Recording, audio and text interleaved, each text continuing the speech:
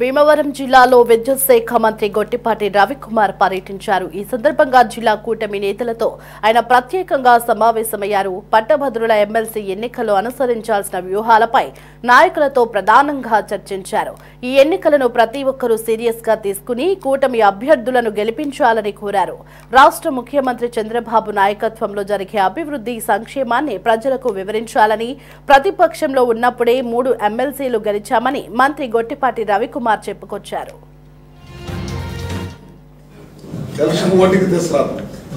ఎక్కువ మంది బయటికి వెళ్ళి హైదరాబాద్ లో కానీ బయట ఉద్యోగం చేసుకుంటా అట్లా ప్రతి కాన్స్టిట్యున్సీకి రూపొందించే విధంగా మేము అంతా కోఆర్డినేట్ చేసుకొని ఖచ్చితంగా వర్క్ ఇన్ ప్రోగ్రెస్ ముందుకు తీసుకెళ్లే విధంగా ముందుకెళ్తాం. నర్సాపురంలో 7,000 ఓట్లు ఉన్నాయి. అయితే నాయకుల మధ్య సమన్వయ లోపం లేకుండా చూసుకోవాలని మంత్రి గొట్టిపాటి రవి చెప్పారు.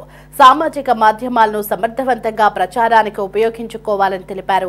ప్రతి ఒక్కరూ పట్టభద్రుల ఎన్నికలను బాధ్యతగా తీసుకోవాలని, కూటమి ప్రభుత్వంపై వైసీపీ చేస్తున్న విష ప్రచారాన్ని తిప్పికొట్టాలని పిలుపునిచ్చారు.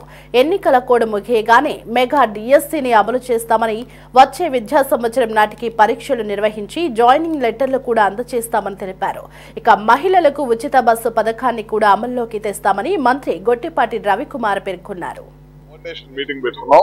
కూటమి అభ్యర్థి రాజశేఖర్ గారి గెలుపు కోసం ఇవాళ మీటింగ్ పెట్టుకున్నాం. అన్ని కూడా విషయాలన్నీ కూడా మాట్లాడుకున్నాం.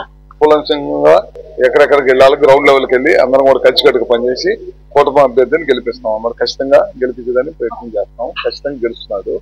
ఇంకా మిగతా వచ్చేసరికి మేము 7 నెలల్లో ఏమేం చేసాం, పార్టీ అధికారంలోకి వచ్చిన తర్వాత కూడా నేను కూడా ప్రజల్లో తీసుకెళ్ళాలి. ముఖ్యంగా పెన్షన్స్ రూపంలో కానీ చాలా పెద్ద ఎత్తున పెన్షన్స్ పెంచాం. దేశంలో ఎవరు ఇవ్వలేనన్ని పెన్షన్స్, అంత ఖర్చు ఎక్కువ పెడతా ఉన్నాం. రోడ్లు బాగు చేపించేస్తున్నాం. పక్కన అన్నా క్యాంటీన్లు ఓపెన్ చేసాం.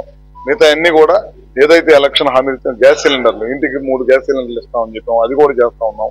అన్ని కూడా ఏదైతే ఆ రోజు హామీలు ఇచ్చామో ప్రభుత్వం అధికారంలోకి వచ్చిందో ఒకదాని తర్వాత ఒకటి ఖచ్చితంగా చేస్తాం. జగన్మోహన్ రెడ్డి మాటలు నమ్మొద్దు. చెడు ప్రచారాన్ని ప్రజల్లో తీసుకెళ్లాలని చూస్తున్నాడు. గడిచిన 5 సంవత్సరాలు ఒక్కసారి అవకాశం ఇస్తే దాదాపు 20 సంవత్సరాలు రాష్ట్రానికి వెనక్కి తీసుకెళ్లిన సంగతి మనందరూ తెలిసిందే.